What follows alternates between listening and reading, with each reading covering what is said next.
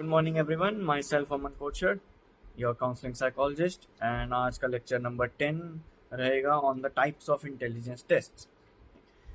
इससे previous lectures में जो हमने पढ़ा था और इसके जो लास्ट लेक्चर हमने अटेंड किया था, तो उसमें हमने बात करी थी that the variational attributes of the intelligence, and on the basis of that we defined on two terms, which was intellectual deficiency and intellectual giftedness, जहाँ पर हमने IQ इंटेलिजेंस क्वोशिएंट के बारे में बात की थी। IQ के बारे में और पढ़ने के लिए और अंडरस्टैंड करने के लिए आप मेरे प्रीवियस लेक्चर्स को भी अटेंड कर सकते हैं, जो कि यूट्यूब पे अवेलेबल है। So now let's coming back again to the topic. And आज का जो हमारा लेक्चर रहेगा that would be basically on the types of intelligence test. जितने भी इंटेलिजेंस टेस्ट या इंटेलिजेंस के बारे में जितना हमने जाना, अब उस इंटेलिजेंस को हम समझ चुके हैं दैट एक इंटेलिजेंस का लेवल क्वान्टिफाइबल है। इट मीन्स कि वो एक क्वांटिटी में मेजर किया जा सकता है। और अब उस क्वांटिटी को मेजर करने के लिए जो टूल्स हमें यूज़ करने हैं, these are termed as intelligence test. तो वो इंटेलिजेंस टेस्ट बेसिकली किस बेसिस पर डिफाइन किए जाते हैं, क्या एडमिनिस्ट्रेशन प्रोसीजर रहता है, किस कल्चर में यूज़ कर सकते हैं, ये सारे एस्पेक्ट्स को हम आज पढ़ने वाले हैं। So I am just gonna quote and quote from the book, and it is on the basis of their administration procedure, the intelligence test can be categorized as individual or group test. So सबसे पहला test इसी topic के according हम पढ़ने जा रहे हैं। The difference is the individual and group test. Individual test as नाम से ही पता चल रहा है कि इंटेलिजेंस टेस्ट एक इस तरीके का होगा, ये इंडिविजुअली जो कि आप प्रैक्टिस कर सकते हैं। इंडिविजुअली प्रैक्टिस करने का मतलब ये है कि वो intelligence test at a time सिर्फ एक सिंगल इंडिविजुअल या एक सिंगल क्लाइंट पर ही अप्लाई हो सकता है। An individual test is one which can be administered to one person at a time. A group intelligence can be administered to several persons simultaneously. वहीं पर एक ग्रुप टेस्ट जो है वो several person, several individuals पे एक साथ apply किया जा सकता है। एंड बिल्कुल उसका ये एडमिनिस्ट्रेशन का प्रोसीजर के बेसिस पे फर्स्ट हमने डिवीजन किया है of the intelligence test that are individual and group test. Individual tests require the test administrator to establish a rapport with the subject and be sensitive to her or his feelings, moods and expressions during the testing session. Individual test जो होता है वो particularly interview based होता है, and उस interview या session के based पे आप एक पर्टिकुलर टाइप का इंटेलिजेंस टेस्ट अप्लाई करते हैं if there is a need of that intelligence test और नॉट। बेसिकली जो एक एग्जांपल इंटेलिजेंस टेस्ट जो कि हम इंडिविजुअली प्रैक्टिस कर सकते हैं वो है साइमन बिनेट टेस्ट, जिसको मैंने कल IQ टेस्टिंग के दौरान पढ़ाया था और समझाने की कोशिश की थी कि जो साइमन बिनेट टेस्ट था या जो स्टैनफोर्ड बिनेट टेस्ट था जिसमें हम IQ का मेजरमेंट करते हैं, और विलियम स्टर्न ने उसमें हेल्प करी थी IQ के फॉर्मुलेशन को डिवाइस करने में। That was the mental as divided by the chronological age, and to convert it for the clarification method we multiplied by 100। ठीक, सो वो एक IQ इंटेलिजेंस क्वेश्चन का हमारे पास स्कोरिंग आ जाता है, एक रफ स्कोर हमारे पास अवेलेबल हो जाता है according to the age gap और according to the age in which a person or an individual is having that kind of intelligence or wants to test himself or herself or any other individual। Individual testing basically की जाती है सबसे पहले तो sessions की वजह से। जब सेशंस रखे जाते हैं तो उसके बेसिस पर हम टेस्टिंग करते हैं कि एक इंडिविजुअल जो है वो केपेबल है टेस्ट देने के या नहीं, या और सेशंस हमें ज़रूरत पड़ेगी इंडिविजुअल टेस्टिंग के लिए। जैसे कल मैंने बात करी थी ऑटिज़म के लिए, तो ऑटिज़म के जो चिल्ड्रन होते हैं उनके लिए टेस्टिंग रखने के लिए हमें एक फर्स्ट प्रायर एक सेशन चाहिए होता है जहाँ पर हम हिस्ट्री जानने की कोशिश करते हैं, और उसके बाद हम time to time intelligence test provide करते हैं and we see the improvement from by comparing the previous results.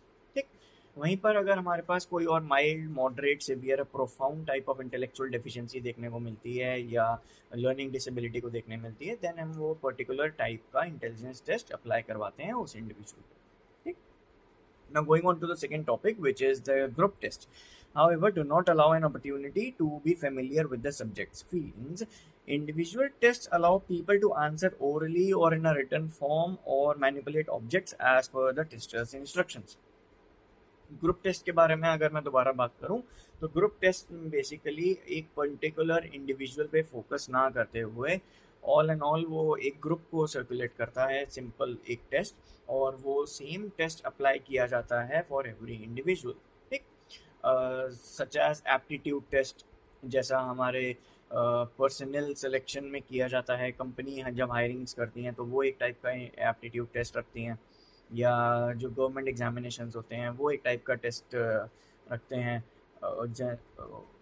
Form करते हैं, तो वो एक ग्रुप टेस्ट माना जाएगा, जहाँ पर आपको सिमिलर काइंड ऑफ क्वेश्चंस मिलेंगे, एक क्वेश्चनेयर प्रोवाइड किया जाएगा और एक स्ट्रक्चर्ड मैनर में प्रोवाइड किया जा सकता है in most of the cases.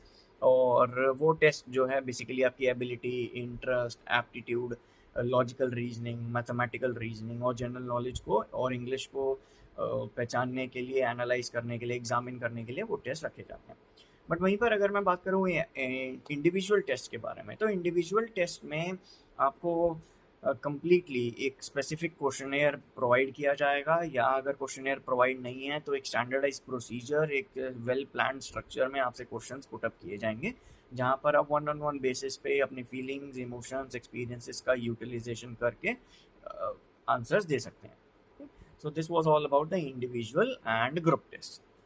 The second type of bifurcation that we are going to study now is the verbal, non-verbal or performance test. An intelligence test may be fully verbal, fully non-verbal or fully performance based, or it may consist of a mixture of items from each category. Verbal tests require subjects to give verbal responses either orally or in a written form. Therefore, verbal tests can be administered only to literal people. Verbal wording जैसा समझाने की कोशिश कर रही है। Verbal test basically हमें क्या बताते हैं कि ये टेस्ट या तो आपको कम्प्लीटली ओरली देने होते हैं, इट मीन्स आपसे क्वेश्चंस पुट अप किए जाएंगे और जिनका आंसर भी आप ओरली प्रोवाइड करेंगे एग्जामिनर को, और दूसरे टाइप के वर्बल टेस्ट होते हैं हमारे पास जो कि रिटन फॉर्म में प्रोवाइड किए जाते हैं, और थर्ड टाइप होता है परफॉर्मेंस बेस्ड टेस्ट। ठीक, तो ये तीनों टेस्ट या तो इंडिविजुअली भी करवाए जा सकते हैं on the basis of the requirement or the need for that type of test, या इन तीनों टेस्ट का या कोई दो टेस्ट का मिक्सचर भी प्रोवाइड किया जा सकता है, जहां पर आपको असेस किया जाएगा on the basis of your intelligence level.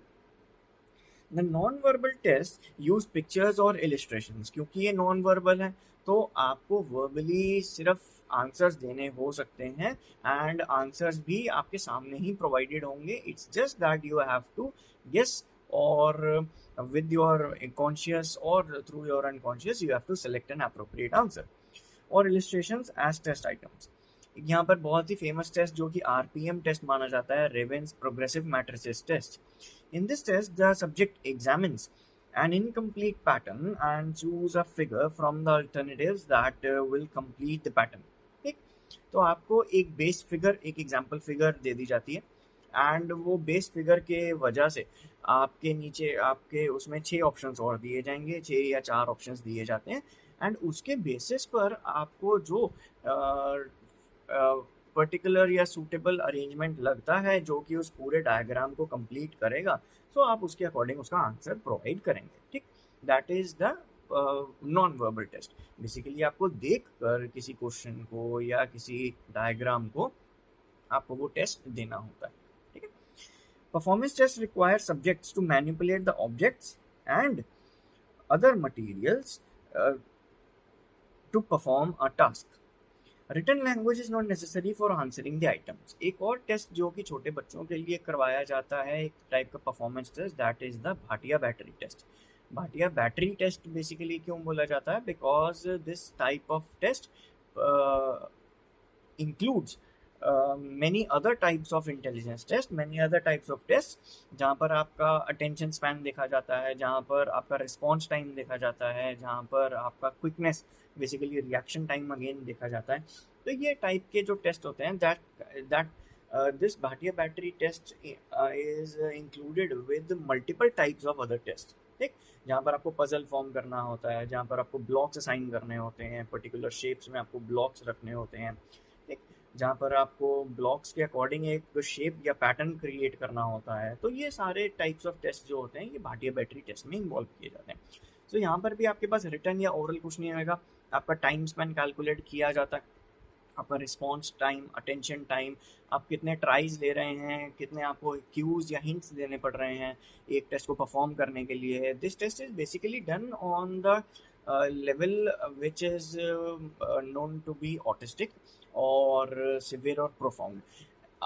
Otherwise, it can be performed on any kind of intellectual deficiency, just to know the level of intellectual deficiency. ठीक, तो इंटेलेक्चुअल डेफिशिएंसी को जानने के लिए ये टेस्ट करवाया जाता है, बट ये टेस्ट एकदम से अप्लाई नहीं किया जाता. बेसिकली होता क्या है, इंडिविजुअल्स का पहले, जैसा मैंने कल बताया था, तो एक क्लिनिकल हिस्ट्री और एक मेंटल स्टेटस एग्जामिनेशन का भी टेस्ट होता है. बेसिकली एक इंटरव्यू किया जाता है. सो ऐसे स्टूडेंट्स जो कि केपेबल नहीं लग रहे हैं, या पेरेंट्स ने ऐसा कंप्लेंट राइज किया है कि हमारा जो बच्चा है या चाइल्ड है वो पढ़ नहीं पा रहा है या लर्न नहीं कर पाता है, स्कूल में पीछे रह जाता है पढ़ाई करने में, या लर्निंग करने में इसको बहुत देर लगती है, ठीक. और तो ऐसे टेस्ट के लिए एक इंटरव्यू सेशन रखा जाता है जहाँ पर वो इनटेक सेशन माना जाता है, और उस इनटेक सेशन में आपसे बेसिकली जर्नल हिस्ट्री इनटेक की जाती है, और ये जानने की कोशिश करते हैं कि ये प्रॉब्लम्स कब से चल रही हैं उस इंडिविजुअल में, ठीक. और उसके बेसिस पर आपको फिर नेक्स्ट सेशन में या थर्ड सेशन में वो टेस्ट अप्लाई करवाया जाता है, ठीक.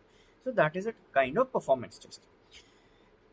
For example, the Kohs block design test contains a number of wooden blocks. The subject is asked to arrange the blocks within a time period to produce a given design. जैसा मैंने अभी explain किया कि आपका reaction time, आपका time response देखा जाता है कि आप कितने सेकेंड्स या कितने मिनट्स ले रहे हैं उस पर्टिकुलर टास्क को कंप्लीट करने के लिए.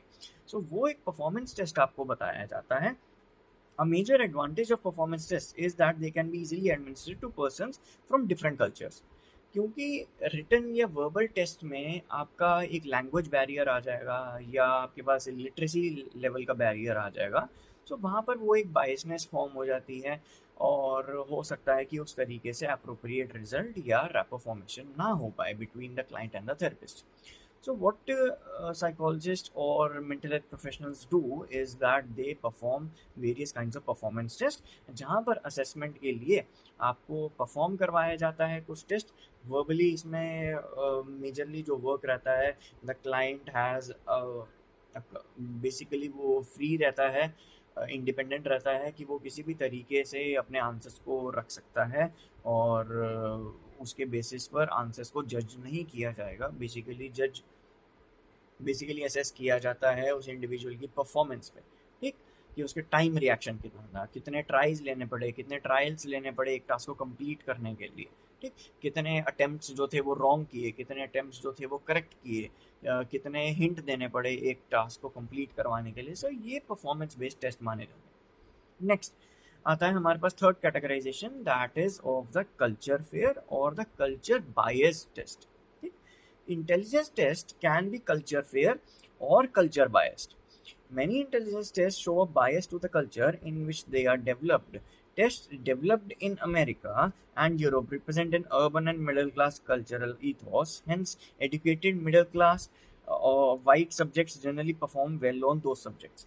So basically आपके कल्चर पे यहाँ पर टेस्ट रखा जाता है, ऑब्वियसली क्योंकि all over the world culture different रहता है. अगर मैं वर्ल्ड की बात ना भी करूं तो हमारे बेसिकली एक कंट्री में भी बहुत डिफरेंट टाइप ऑफ कल्चर रहता है, ठीक. तो उस बेसिस पर आपके साथ जो टेस्ट किए जाते हैं, आइदर वो verbal, non verbal performance test, या रिटन या non written test, standardise, non standardise test या क्वेश्चनर्स पुटअप किए जाते हैं. बट वो कुछ टेस्ट जो हैं वो कल्चर बेस्ड या कल्चर बायस्ड हो सकते हैं, कल्चर फेयर या कल्चर बायस्ड टेस्ट हो सकते हैं, ठीक. जैसे इन्होंने एग्जांपल दिया है कि अगर अमेरिका में कोई टेस्ट डेवलप किया गया है और वहाँ पर अमेरिकन इंग्लिश का यूज़ हुआ है, तो वहाँ के लोगों को उस टेस्ट को परफॉर्म करने में इतनी ज़्यादा मुश्किल नहीं आ सकती अगर वो एक या दो बार उसका एडमिनिस्ट्रेशन प्रोसीजर या उसके इंस्ट्रक्शंस अच्छे से सुन लें या समझ लें, ठीक. बट वहीं पर अगर वो टेस्ट सेम एक इंडियन मिडिल क्लास इंडिविजुअल को दिया जाए, या अफ्रीकन या चाइनीज़ इंडिविजुअल या किसी और कंट्री में रहने वाले इंडिविजुअल को दिया जाए जो कि उस तरीके की अमेरिकन इंग्लिश को अंडरस्टैंड ना कर सके या उस लेवल तक कॉम्प्रिहेंड ना कर सके, तो वहाँ पर कल्चर बायसनेस आ सकती है, जिस वजह से हो क्या सकता है कि वो टेस्ट में परफॉर्मेंस का स्कोर जो है उस इंडिविजुअल के लिए गलत हो सकता है, और उस टेस्ट के अकॉर्डिंग जो डायग्नोसिस, जो डिफरेंशियल डायग्नोसिस क्रिएट होगा, वो डायग्नोसिस भी गलत या रिजल्ट्स गलत मेजरमेंट दे सकते हैं। ठीक, और इस वजह से हो क्या सकता है कि वो टेस्ट एक इंडिविजुअल को जो कि इंटेलिजेंट माना जाता है या हाईली इंटेलिजेंट इंडिविजुअल वो माना गया है अपनी प्रीवियस लाइफ में, या हमने ऐसा 2 सेशंस में या 3 सेशंस में देखा उस क्लाइंट के साथ जब हमने इंटरव्यू लिया, टॉक थेरेपी की या कोई और हमने थेरेपी प्रोवाइड करी, तो हमें पता चला दैट वो पर्सन जो है, वो इंडिविजुअल जो है, वो फेयरली इंटेलिजेंट कैटेगरी में फॉल करता है। ठीक, दैट इज़ द 90 to 110 की कैटेगरी में वो इंडिविजुअल फॉल करता है। बट अगर हम उसका एक इंटेलिजेंस टेस्ट करवाते हैं तो वहाँ पर कल्चर बायसनेसेस अगर उस साइकोलॉजिस्ट को या मेंटल हेल्थ प्रोफेशनल को ना पता हो और वो टेस्ट अप्लाई करवा दे, so that can do much harm then good. वो उस इंडिविजुअल का अच्छा करने से ज़्यादा उसका बुरा कर देगी, या उस टेस्ट को या उस इंडिविजुअल का मोरल या कॉन्फिडेंस या सेल्फ एस्टीम, ये सारे टर्म्स जो हैं हम नेक्स्ट चैप्टर में पढ़ने ही वाले हैं, और ये सारे बेसिक जो साइकोलॉजिकल मॉडल्स हैं जो क्रिएट हो जाते हैं टर्म्स हमारे माइंड में, तो उनको अफेक्ट कर सकती है उस इंडिविजुअल को। तो इस वजह से जो टेस्टिंग प्रोसीजर है वो हमें ज़्यादातर कल्चर फेयर रखना चाहिए। और कल्चर फेयर किस तरीके से हो सकता है, बेसिकली साइकोलॉजिस्ट ट्राई करते हैं कि कोई टेस्ट कल्चर फेयर हो सके। जैसे कि एक टेस्ट है रेवेंस प्रोग्रेसिव मैट्रिसेस टेस्ट, इसमें आपका कल्चर बायसनेस नहीं आ सकता क्योंकि आपको डायग्राम्स ऑप्ट करने हैं, एंड डायग्राम्स में आपको एक सेलेक्टेड क्यू दिया जाएगा, आपको क्यूज दिए जाएंगे, हिंट्स दिए जाएंगे। Cues are basically hints. ठीक, तो वो हिंट्स प्रोवाइड किए जाते हैं एंड उस बेसिस पर आपको एक पर्टिकुलर इमेज को फिट करना पड़ता है या ब्लॉक को फिट करना पड़ता है। ठीक, ऐसे ही कुछ इंटेलिजेंस टेस्ट जो कि परफॉर्मेंस टेस्ट पे बेस्ड होते हैं, वो कल्चर फेयर हो सकते हैं। एंड वहीं पर एक टेस्ट हमारे पास आता है रोशाक इंकलॉक टेस्ट, जहाँ पर आपकी पर्सनालिटी का असेसमेंट किया जाता है, और वो भी एक टाइप का कल्चर फेयर टेस्ट माना जाता है। That is one that does not discriminate against individuals on the basis of their caste, creed, or gender. Okay? In such test, items are constructed in a manner that they assess experiences common to all the cultures or have questions in which language usage is not required. तो basically minimal language usage रहेगा, और अगर language usage है तो वो किसी भी language में बेसिकली हो सकता है।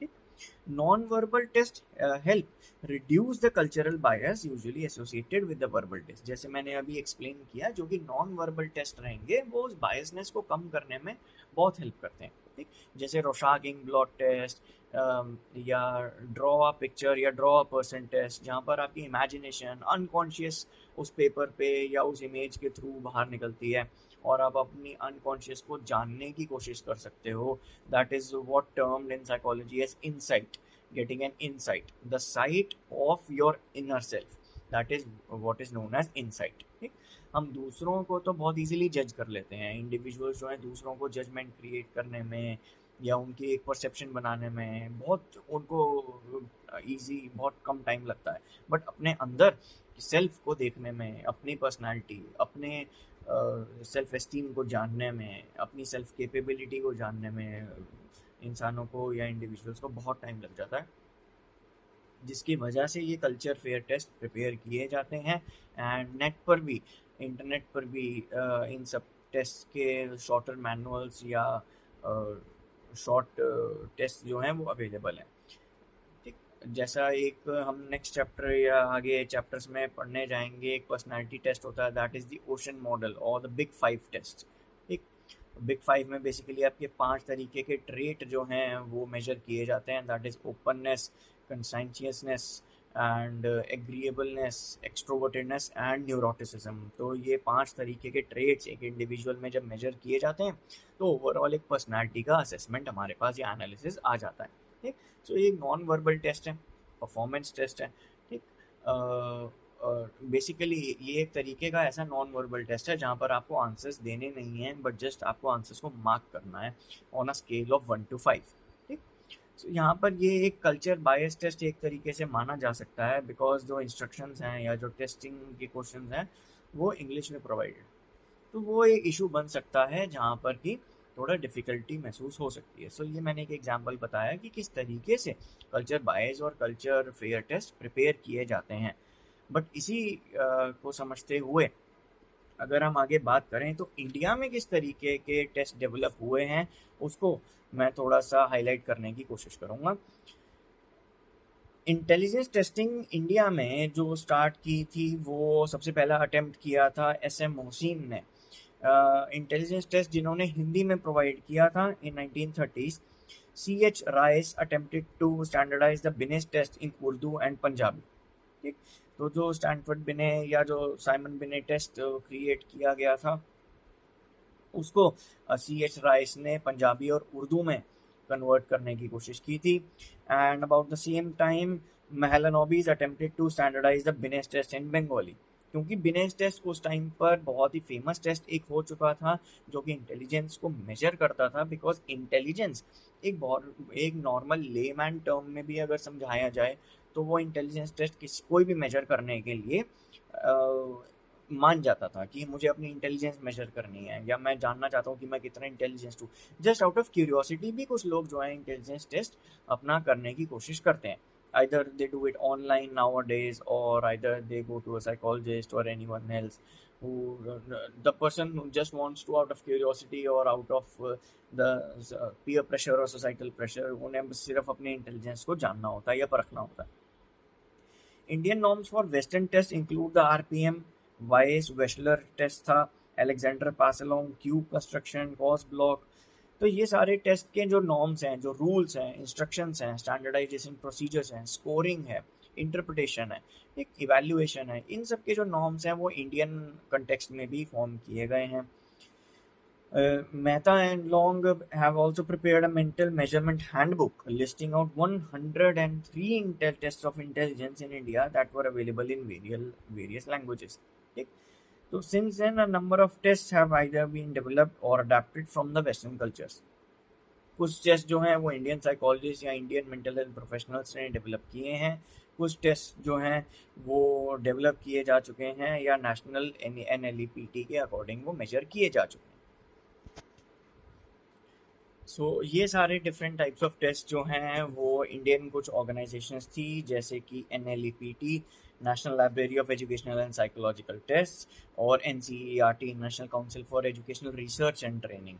सो ये दो जो ऑर्गेनाइजेशंस हैं इंडिया में जिन्होंने डॉक्यूमेंट किए हैं इंडियन टेक्स्ट, और वो भी इंडियन टेक्स्ट जैसे NLEPT ने कुछ हैंडबुक्स दी हैं on the areas of intelligence, aptitude, interest, personality, attitude. तो ये बहुत सारे तरीके के टेस्ट थे जैसा कि आप टेबल 1.2 अपने बुक में भी देख पाएंगे।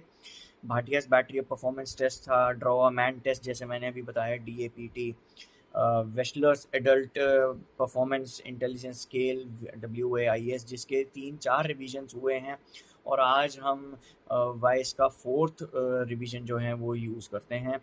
CIE non verbal group of intelligence test, ऐसे ही वर्बल टेस्ट हमारे पास हैं, the Bihar test of intelligence जो कि SM मोहसिन जी ने डिवाइस किया था।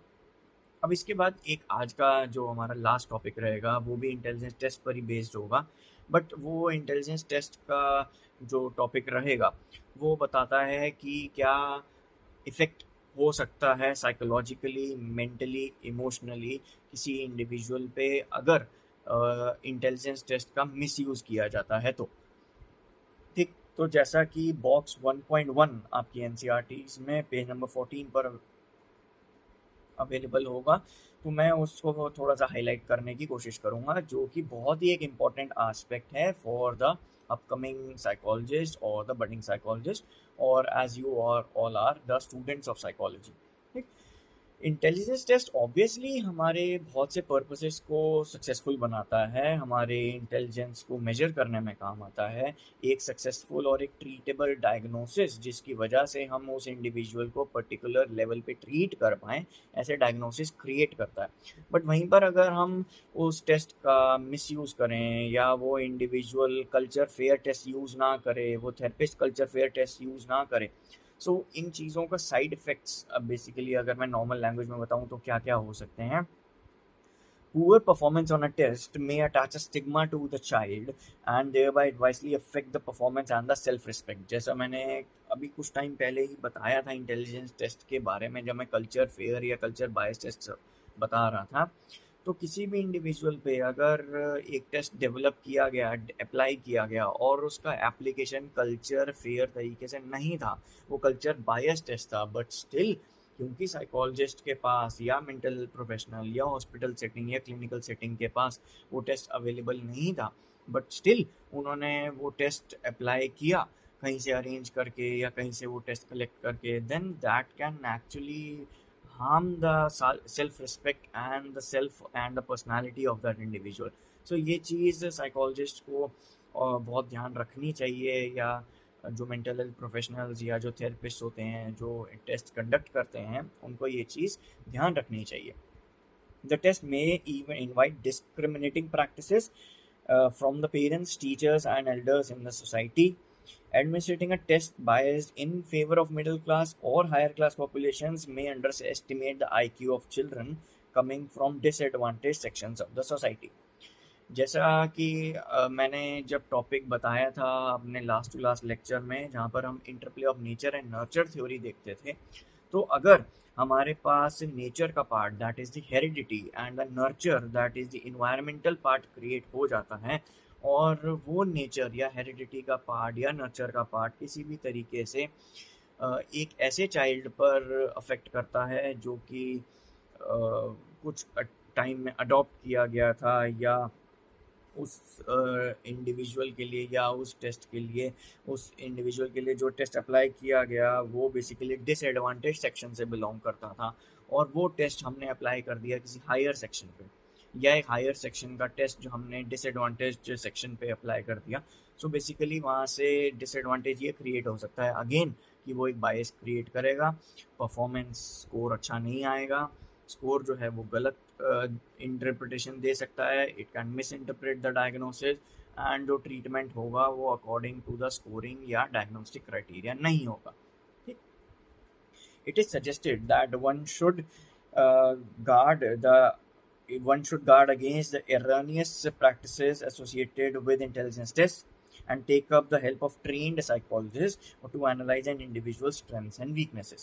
So जैसा कि clinical psychologists, those individuals who have practiced in their MPhils or in their masters, और जहाँ पर उनको प्रैक्टिस करवाया जाता है टाइप्स ऑफ इंटेलिजेंस टेस्ट, जहाँ पर उनके पास लाइसेंस होता है बेसिकली टेस्ट को कंडक्ट करवाने का, सो वो एक ट्रेंड साइकोलॉजिस्ट है. और वहीं पर कुछ काउंसलिंग साइकोलॉजिस्ट भी हैं जो कि ट्रेंड हैं, अपने सेल्फ उनको ट्रेनिंग मिली है या उन्होंने वर्कशॉप्स, ट्रेनिंग्स, इंटर्नशिप्स अटेंड करी हैं, इसीलिए for this reason only internships are mandatory. Internships are basically compulsory in each of the coursework that psychology students do. And yes, internships, workshops, trainings, ये बहुत ज़्यादा मैंडेटरी एक तरीका बन जाता है, एक प्रैक्टिस बन जाता है जो कि करना ही चाहिए हर स्टूडेंट को. एंड आई ऑल्सो होप कि आप में से जो स्टूडेंट्स देख रहे हैं इस वीडियो को, या जो साइकोलॉजी का करियर ऑप्ट करना चाहते हैं in the near future, so please try to understand that treating your mental health or any individual's mental health with the utmost care, it is basically gonna benefit that individual. ठीक, किसी भी individual की health को treat करना, either the physical health, what the doctors do, that is very much appreciable, and what the psychologist or the mental health professionals do by practicing, by doing internships, by trainings, by getting licensed through the governing bodies of India, and the counseling psychologist who basically do talk therapies. Most of the part is talk therapies, and other than that, yes, they are licensed to do these kinds of assessments, but they need to be supervised, or if they have gained enough experience, I say, or enough exposure, then surely I would say that these kinds of tests must be conducted by those individuals as well. So आज का जो हमारा topic था वो मैं यहीं पर and करूँगा, एंड नेक्स्ट जो हमारा टॉपिक रहेगा that would be the culture and intelligence. जो हमने culture test, culture bias test या कल्चर फेयर टेस्ट डेवलप किए या पढ़े, समझने की कोशिश करी, उन्हीं के बारे में, उसी कल्चर के बारे में, जो एक कॉम्प्लेक्स सिस्टम है, एक बहुत ही ज़्यादा इंटरलिंक सिस्टम है, आपकी हेरिडेटरी से भी ज्वाइन होता है, आपके इन्वायरमेंट, नेचर, नर्चर, दोनों ही थ्योरीज जो हैं बहुत ही इंपॉर्टेंट एस्पेक्ट प्ले करती हैं, बहुत ही इंपॉर्टेंट रोल जो है कल्चर में रहता है इन दोनों टर्म्स का। सो उसको हम आगे नेक्स्ट टॉपिक्स में कवर अप करेंगे, and in this week I hope that I'll complete the chapter of 12th chapter 1, and in the next week मैं start करूँगा next chapter से, that would be the chapter 2. So till then we'll meet tomorrow, and आगे के sessions को देखने के लिए, join करने के लिए kindly subscribe to my new channel, and I hope that this session and the previous lectures were important in terms of examinations and have guided you through a lot. So thank you, and once again kindly please like, share and subscribe to my YouTube channel. Thanks a lot.